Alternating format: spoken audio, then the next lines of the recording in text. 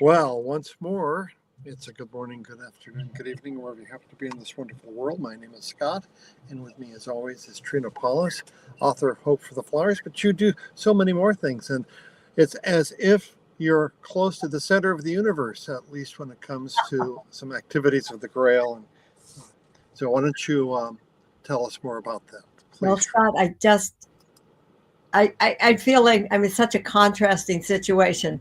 I don't manage to get things done. I have a messy house and all that kind of stuff.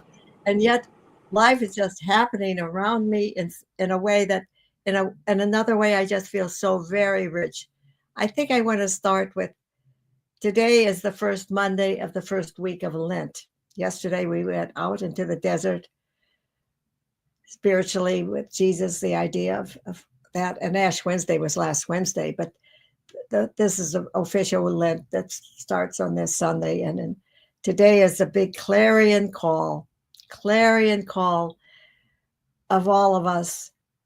Whatever you do for the least of my brethren, when you were hungry, you gave me to eat. When you were naked, you took me in. When you were when you were thirsty, you gave me to drink. When I was thirsty, you gave me to drink. And the just are going to say, well, when did we do that for you? Whenever you did it for one of the least of my brethren, you did it for me. And the other people, he'll say, depart from me, because when you are hungry, when I was hungry, you did not give me to eat. When I was thirsty, you did not give me to drink. So that's the heart of the matter. That's the final thing. No matter what your religion is, no matter what it is, we will be judged by our love. So that's the heart of this. And today, I want to also talk a little bit about the UN, United Nations CSW. That's the Commission on the Status of Women. And this is 30 years since Beijing. What happened in Beijing is that the big meeting was in Beijing, China, 30 years ago this year. And they made a whole new effort. The Commission for Women has been going on longer than that, but this was a big deal. I remember hanging on to it and watching everything I could get from the live events that were happening and broadcast around the world. But the Grail, this little movement I belong to, that's one of the riches of my life, that I belong to this international movement. And I was just an hour ago talking to someone in Kenya and in South Africa. What a privilege. What a privilege. What a privilege to be able to have this international communication. And we brought over every year, we the Grail, the small movement I belong to, this international movement I belong to, brings over a group of girls. I'm not sure how many they are, and I'll go to an open house next Saturday and be able to meet them in person. And last Monday, if you want to go back to our last thing, we had Leonilla from Papua New Guinea, who was an intern this year, having been a visitor with like the other girls that are coming in this year. And she was here a couple of years ago. And so then this year she became an intern. So she's welcoming and taking care of the others. Well, they're at the UN today. So we don't have any of them with us. And I think that we'll be doing some more on that because it's such a rich treasure to have these actual girls, these young women who have their lives ahead of them, that we can talk to them and get to know them and have them know each other and stay together for 2 weeks for the UN and be together. So there are some things you can join. And Scott did a nice thing. He brought up at least two of the things in big form so you can see it. Scott, you want to bring it up, please? If anybody can be in the New York area, this first one is Beijing plus 30, the girl's perspective. How far have we come? We might be able to make a recording of this tomorrow, but this is an in-person event. And one of the side events of the United Nations, and this one happens to be at the Salvation Army down the street from the UN in New York City. I remember when I was doing this primarily with the Commission on Sustainable Development, we would have our meetings there too, the ones that were not inside the United Nations. So it's a very exciting time, and you just can imagine girls from about 20 different countries coming and being there together in New York City at the United Nations and being in this environment, what a change it is for them.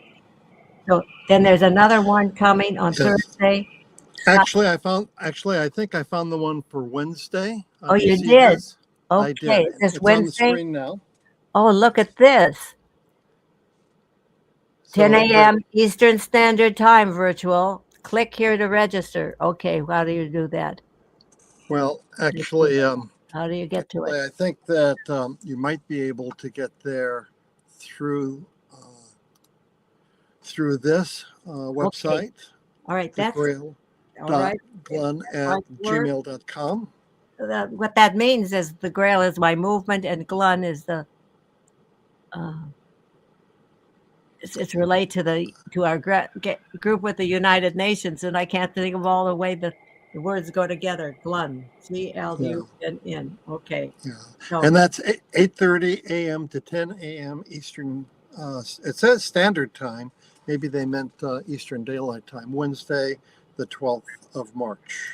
well, aren't we on Eastern Standard Time now, Greg? Now, Scott, Um, I haven't believe we're on we changed?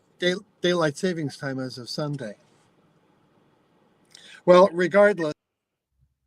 Okay, you can figure that out, folks. Your own time zone, but it still mix up days. Am I on still, Scott? You are the marvels of oh my gosh, the marvels of modern television technology. StreamYard kicked me out of the studio, Okay, so there all we right. are. You kept on broadcasting, and now I have to reload the third slide, which talks about Okay. Thursday. Well, anyhow, this is a tremendous experience for them. This third one is about sacred activism, and it's one of the special things of the Grail because the Grail is at heart a spiritual movement helping to change the world in a Godward direction.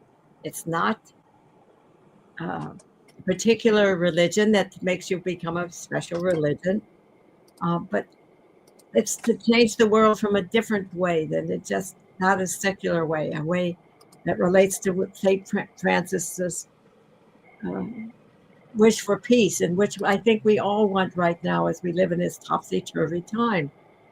Um, so do we have it, Scott? Here we are, the third one. This is Thursday, Sacred Activism.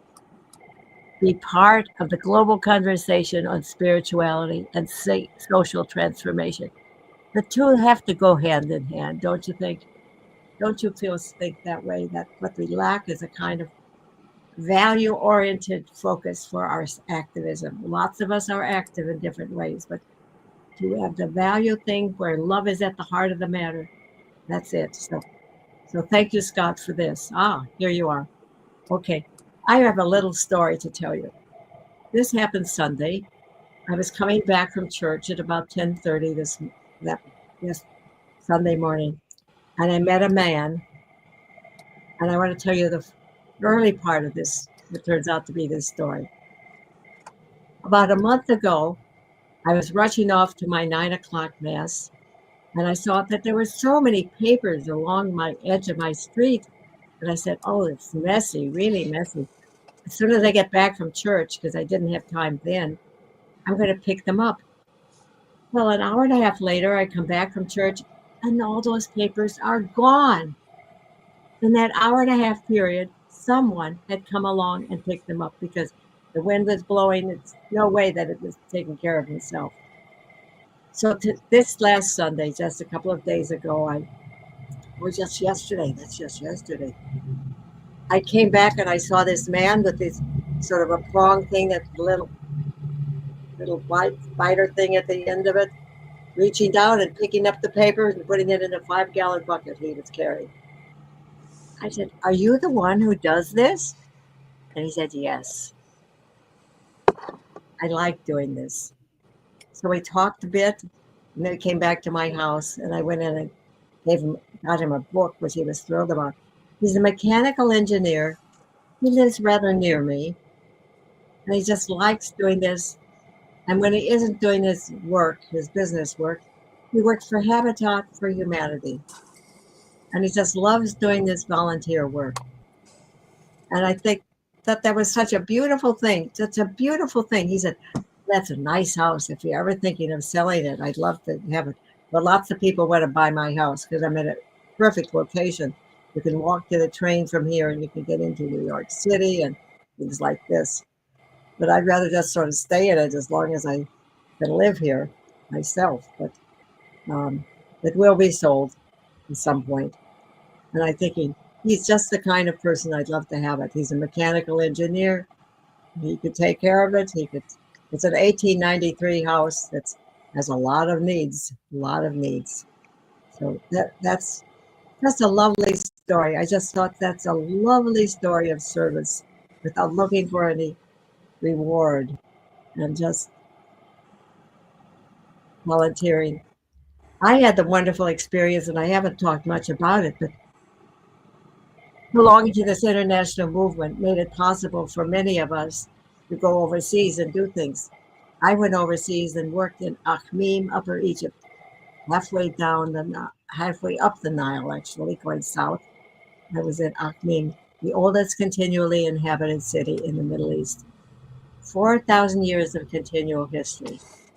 And to be there with these beautiful girls and help them with their work. I will spend a whole session on this at some point and bring it all together and bring you artifacts that I have from there.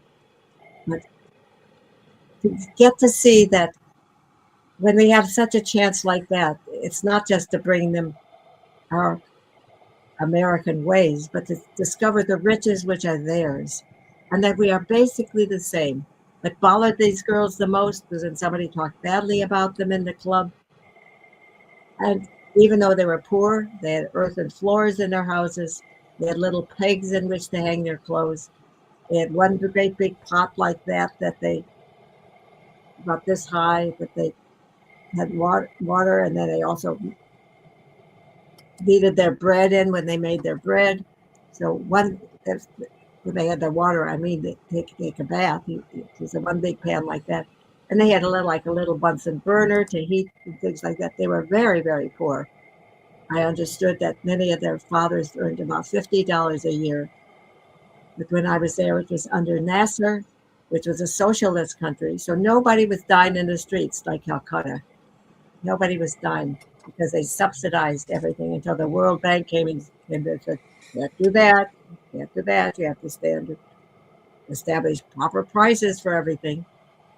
So people were killed during the riots when that happened. I was no longer there. I was just there a short time.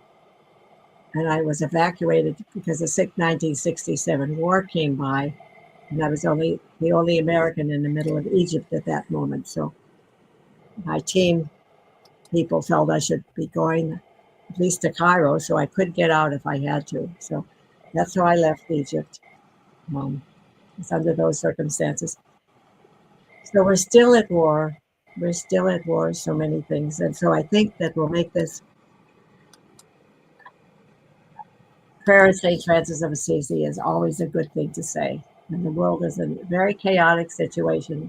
And we just hope that somehow peace springs out. It just kind of covers over all this stuff. So here's what you can read, and then I'll read it here myself too. You can read it along with me, please. Lord, make me an instrument of your peace. Where there is hatred, let me sow love. Where there is injury, pardon. Where there is doubt, faith. Where there is despair, hope. Where there is darkness, light. Where there is sadness, joy. O divine Master, grant that I may not so much seek to be consoled as to console, to be understood as to understand, to be loved as to love. For it is in giving that we receive. It is in pardoning that we are pardoned. And it is in dying that we are born to eternal life. So I wish you all peace. I wish you all great love. I wish you all forgiveness for anything you've done that you feel was wrong. And I wish the peoples of the world to get their act together and to recognize that we are all children of one great loving God. Amen. Thank you so much.